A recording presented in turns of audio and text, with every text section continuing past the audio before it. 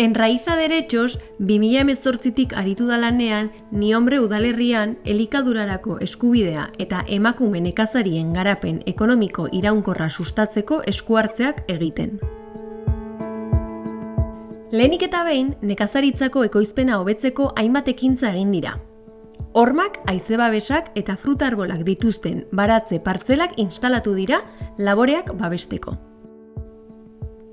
Era berean, ura eskuratzeko eta ureztatzeko sistema hobetuak ezarri dira. Hala nola, tantaka ureztatzeko sistema, eguzki ponpak eta ur putzu berriak zulatzea.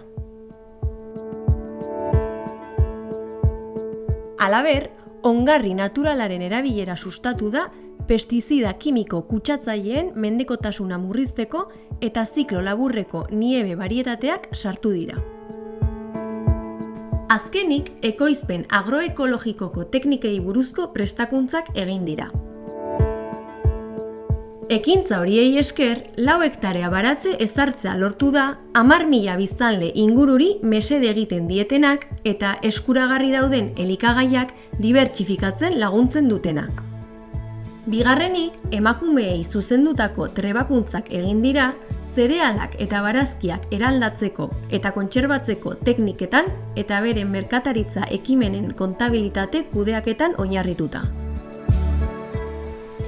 Orain, bi emakumek modu iraunkorrean egiten dute lan errotekin, eta beste 30 emakumek zerealak prozesatzen dituzte hilean modu ekitatiboan banatzen diren 800 euro inguruko irabaziak sortuz. Merkaturatzeko guneak ere eraiki dira, zeinak bilerak egiteko eta emakumeek atseden hartzeko ere balio dute.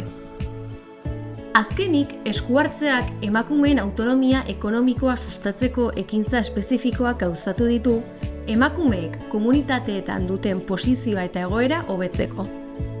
Emakumeen erakundeek osatutako tokiko plataforma bat sortzea sustatu da.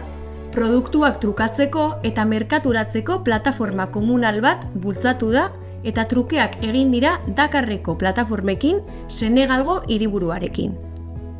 Horri esker, loturak sustatu dira eta aukerak zabaldu dira lankidetzari eta kate lanari dagokienez. Gainera, elikadurarako giza eskubideari eta genero berdintasunari buruzko prestakuntzak egin dira.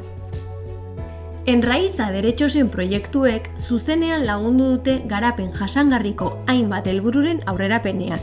Hala nola, lehenengo eta bigarren helburuena, nekazari familientzako dieta elikagarriago eta osasuntsuago bati esker, soberakinak salmentara bidera bai ditzakete diru-sarrera ekonomikoak hobetzeko.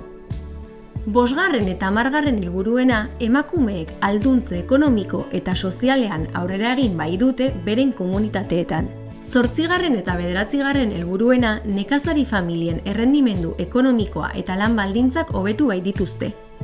12. eta 13. helburuena, berriz, ingurune naturala birsortzen duten praktika jasangarriak txertatu bai dituzte, biztanleriaren erresilientzia eta klima aldaketara egokitzeko gaitasuna hobetuz. Eta 17. helburuarena, emakumeen elkarteei aukera eman bai diete, eztabaida guneetan eta erabaki publikoetan presentzia handiagoa izateko.